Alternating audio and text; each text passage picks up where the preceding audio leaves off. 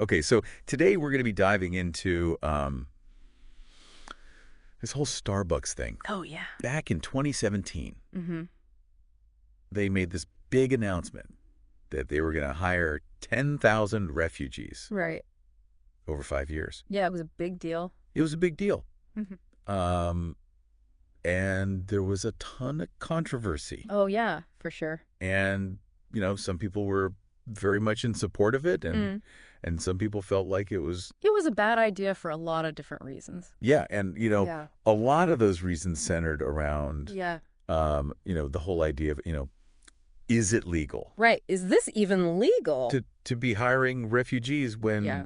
You've got American citizens that need jobs? Yeah, yeah, and to kind of add to that too, it was it was all happening right after Right. Trump's executive order on immigration. Exactly. So it was already Right. it was really a really like politically charged situation. Absolutely. So, Yeah. so we're going to unpack this a little bit and Yeah, let's get into it. and see if we can make some sense of it. Okay. So basically, Starbucks comes out and says, "Hey, we're a global company. We want to do our part, Mm-hmm. and we want to, make the world a better place. And so Right. we're going to hire 10,000 refugees." Yeah. And everyone's like, "Whoa, wait a minute." Yeah.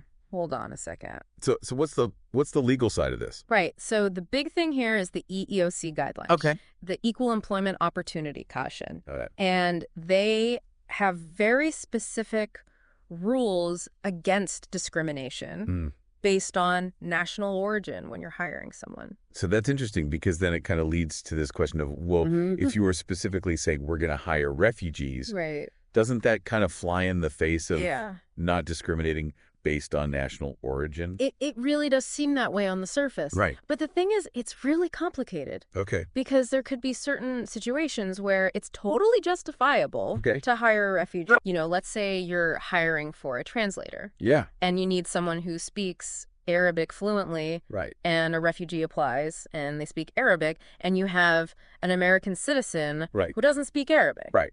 Obviously. You're going to hire the person. Yeah, you're going to hire the person who speaks the language that you need. Who's qualified. Right, exactly. To do the job. But if you were to systematically just say, we are only hiring refugees. Right. And we're not even going to look at American citizens. Got it. And you have people who are equally qualified. All right. Then that starts to look a little bit like you're discriminating. It starts to get a little dicey. Yeah. Based on national origin. So it sounds like it's not as simple as black and white, it's illegal or it's not illegal. Exactly. It's all about the specifics of each individual hiring decision. And, it's tricky because, you have to prove that you weren't discriminating based on their national origin. And now imagine that times 10,000. Oh, my gosh. Like, what kind of legal ramifications could come out of that? That would be a nightmare. If someone really wanted to go after Starbucks. Oh, absolutely. It would be a massive legal battle. Could you even imagine, the amount of paperwork and documentation?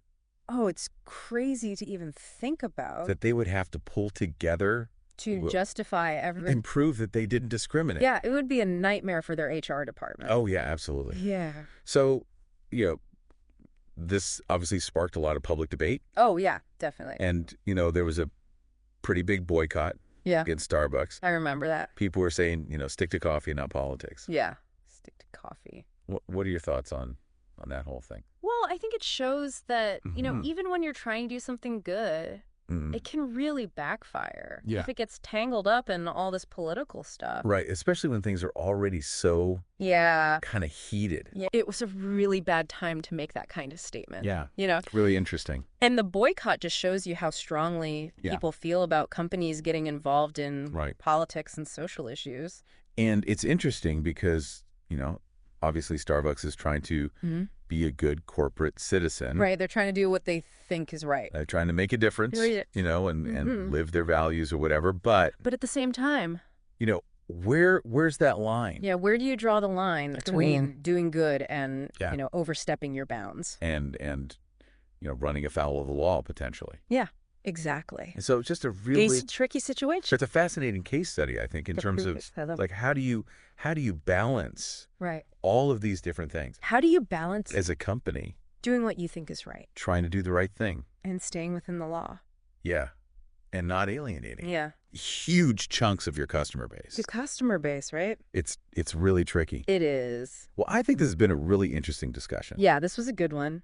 And I think it's something that we're going to continue to see. Yeah, I think so too. Play out, as companies grapple with, these bigger issues. Absolutely. So, it's a tough one. It is tough. It leaves me wondering, like, what advice would you give to a company who's trying to figure this out? Yeah, how do you walk that tightrope? Yeah. And not fall off on one side or the other. Right. So, yeah, something to think about for sure. Definitely. All right, well, thanks for joining me for this deep dive. Thanks for having me. I think it was a good one, and we'll see you next time. See you next time.